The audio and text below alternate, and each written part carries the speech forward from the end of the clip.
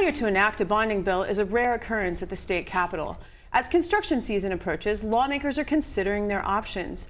Joining me now in the studio to talk about Governor Dayton's proposed 2017 bonding proposal is the Commissioner of Minnesota Management and Budget, Myron Frans.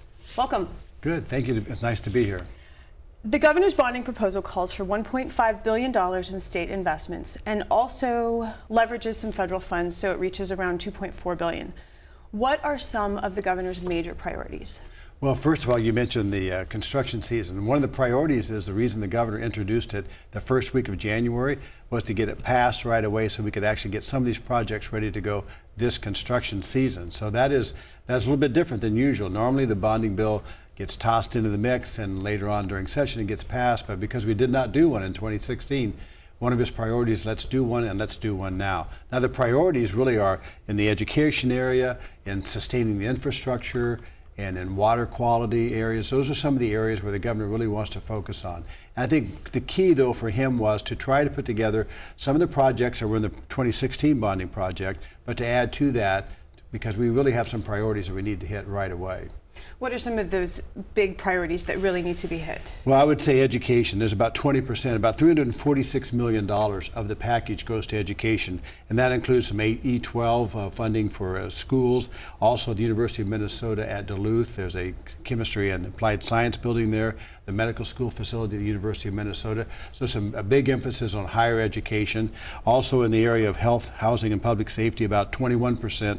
Or $362 million there. We have treatment facilities in St. Peter, in Anoka, and in Moose Lake that need to be upgraded, both for patient treatment ideas, but for patient safety and for staffing safety. So those are some areas the governor really wanted to use bonding funds. Transportation is an area that's about 13% of $219 million. Now these are local projects. We could talk a little bit more about those, but the idea also was in sustaining infrastructure, we had about 19% or $328 million there, and that's some deed grants for Main Street projects, for infrastructure, for businesses, and also for to make sure some of the state assets, DNR and Department of Administration, they own a lot of buildings, those need to be maintained. So there's a lot in here. You mentioned that some of these will leverage federal funds, but some of these funds may be discontinued. Why would some of these federal funds be discontinued? There's one project in particular I want to emphasize, and that's the St. Louis estuary or river basin in Duluth. We would put in about $27 million in state funds this year, and we would then be able to access $47 million in federal funds. Now those funds, as far as we understand it now, will only be available through this one more year. And what happens is if they don't get utilized or put to use by a particular state, they will just be put back into the pool, made available for other states. So this is an amazing opportunity to take $27 million and add $47 million to that from the feds. That's a very important opportunity. Yeah, that's a big project. There are some transportation projects within this proposal, and yet some were left off. And before the Capital Investment Committee yesterday, Senator Osmek said that he will not vote for a bill that does not include funding for Highway 12. How does the governor choose which transportation projects are put within his proposals? Well, normally, as many people know, transportation projects are not usually a big part of the bonding bill. And so the governor chose only a few, some really big local projects around the 35 and Lake Street interchange there and I-694 and the Rice Street.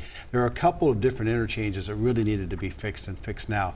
But all the rest of the transportation projects the governor wants to be involved in or will be in his transportation bill. He will be putting forward a new transportation bill. He'll be talking about that during his State of the State message next week. But the key here is for those folks who are looking for other transportation projects, they should look to the transportation bill. And one of the things that Senator Osmek brought up was this idea of Highway 212 or 12, I believe it was, in western Hennepin County. And the issue there is MnDOT goes through a really rigorous process to determine what is a priority in terms of safety and other funds availability for projects, and that is on the list. So that will be addressed in the normal MnDOT process. Senator Sanjim is also on the program this week, and he said that there is a good appetite among Republicans for a bonding bill. However, they plan to push through the 2016 bonding bill, which had more money for transportation than the governor's proposal does, which you said he'll separate out.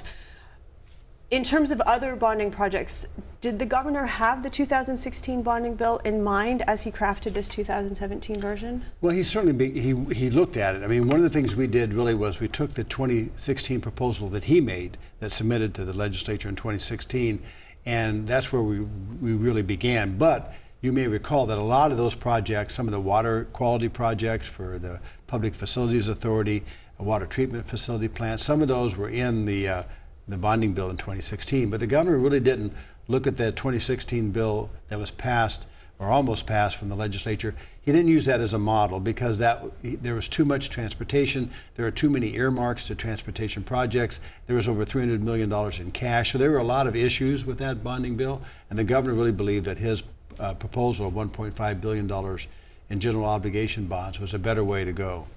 So we'll get to hear more about the governor's thoughts on transportation at the State of the State on January 23rd.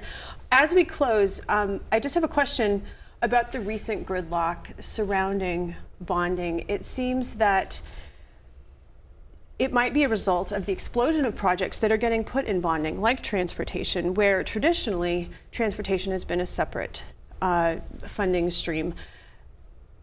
Is this true? I think it is. And my take on that is that we've neglected funding transportation in an adequate way going forward.